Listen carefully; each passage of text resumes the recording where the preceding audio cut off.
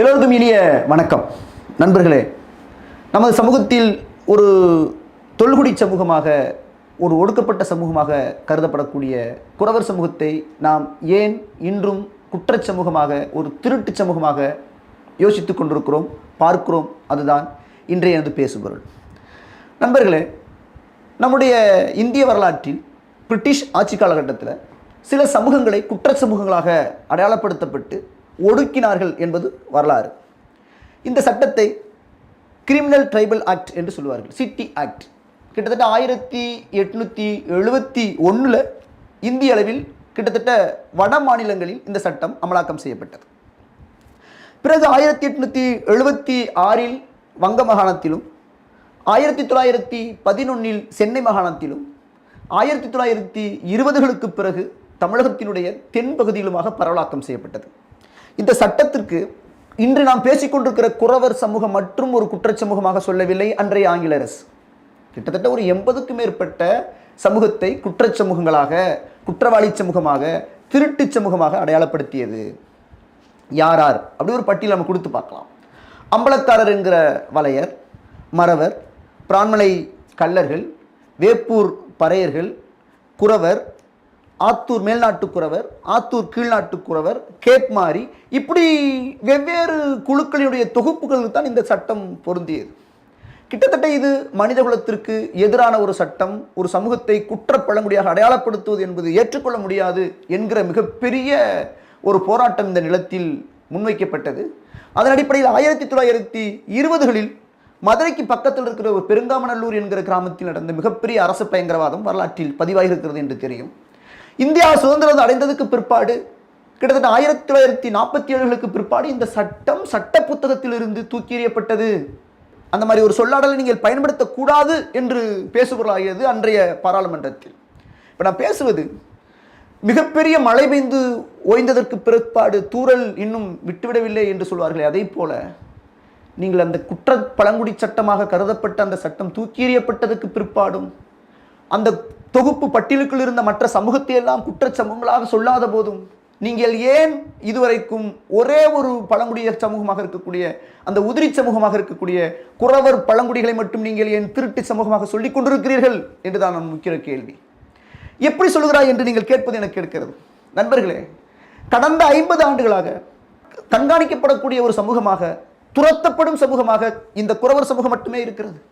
எனக்கு தெரிந்து ஒரு 10 ஆண்டுகளில் அந்த சமூகத்தை இந்த அரச பயங்கரவாதம் எப்படி பின்தொடர்ந்திருக்கிறது என்பதற்கு சில புள்ளி விவரங்களை தர விரும்புகிறேன்.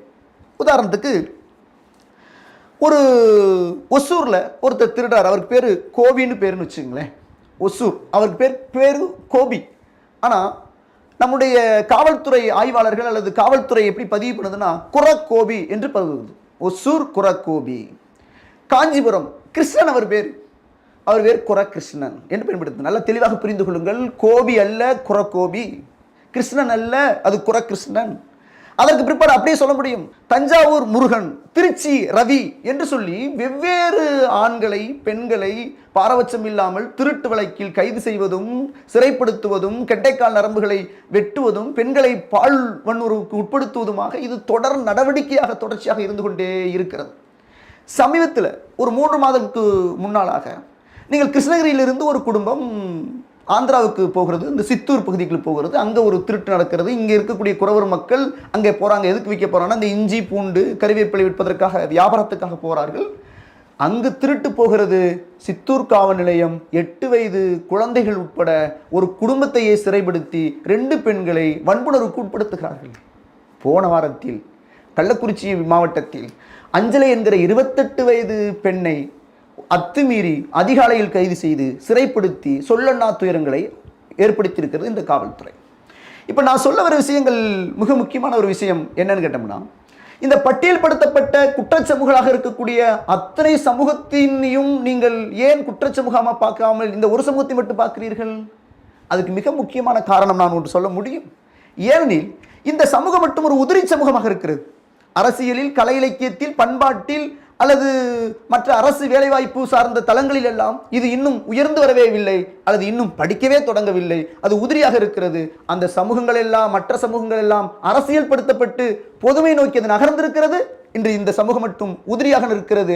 ஒரு கேள்வி கேட்கிறதற்கு ஆளில்லாததை போல, ஒரு கிள்ளு கீரையை போல பார்க்கிற இந்த மனோபாவம் இன்னும் இந்த குறவர் பழங்குடியின் மீது நாம் மாற்றிக்கொள்ளவில்லை என்பதுதான் வேதனையான ஒன்று. இறுதியாக ஒரு விஷயத்தை உங்களுக்கு நான் ரொம்ப வருத்தத்தோடு நான் பகிர்ந்து கொள்ள நான் விரும்புகிறேன். இது நான் களத்தில் கண்ட மிக முக்கியமான, சோகமான, ரொம்ப வழி நிறைந்த ஒரு பகிர்வு இது.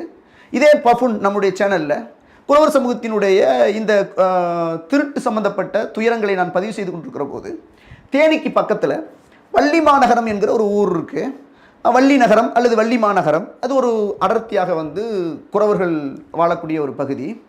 அப்போ ஒரு குறவர் வீட்டில் ஒரு டூ வீலர் ஒன்று காணாமல் போகுது, இருசக்கர வாகனம் காணாமல் போயிடுது. ஒரு 60-65 வயசு இருக்கிற அந்த அம்மையார் சொன்ன அந்த பதிவை நான் உங்கள்கிட்ட நான் சொல்லணும்னு நினைக்கிறேன் நான். அப்போ அவங்க பக்கத்தில் இருக்கிற காவல் நிலையத்துக்கு போய் புகார் அளிக்க விரும்புகிறாங்க. புகார் வாங்கிக்கிட்டு அங்கே இருக்கிற காவல்துறை ஆய்வாளர் இப்படி பார்த்துட்டு, நல்லா இருக்கியா, நல்லா இருக்கியா, குடும்பம்னு கோயிலுக்கு போனால் அங்கே 2 குடும்பம் டங்கு டங்கு நாடின மாதிரி, ஏயா திருடுறதே நீங்கள், இப்போ ஓம் பொருள் திருட்டு போச்சு, நீங்கள் இங்கே கம்ப்ளைண்ட் கொடுத்தா நான் எங்கே கேட்பேன், போ. இது என்ன மனோபாவம், என்ன பார்வை. அப்போ இந்த அம்மா சொன்னாங்க, ஐயா நான் போயிருக்கிறது என் பேராண்டியோட போயிருக்கேன். அப்போ என் பேராண்டி என்னை பார்த்தான். அப்போ அவங்க என்ன, அவங்களுடைய இளம் வயதில் என்ன மனதில் பதிவாகுதுன்னா, அப்போ நம்ம சமூகமே திருட்டு சமூகமா என்று பதிவாகுதா இல்லையா? இந்த சாகுற அந்த வயசில் நான் இதுவும் இந்த திருட்டு சமூகம் தான் என்கிற அந்த அவப்பேரோட நான் சாகிறது மட்டும் எனக்கு வழி இல்லை, அடுத்து வரக்கூடிய என்னுடைய தலைமுறையும் நீங்கள் திருட்டு சமூகம் என்று சொல்லுகிறீர்களே என்று கேட்டது, அழுதது என்னுடைய நினைவில் இன்னும் நீங்காமல் இருக்கு.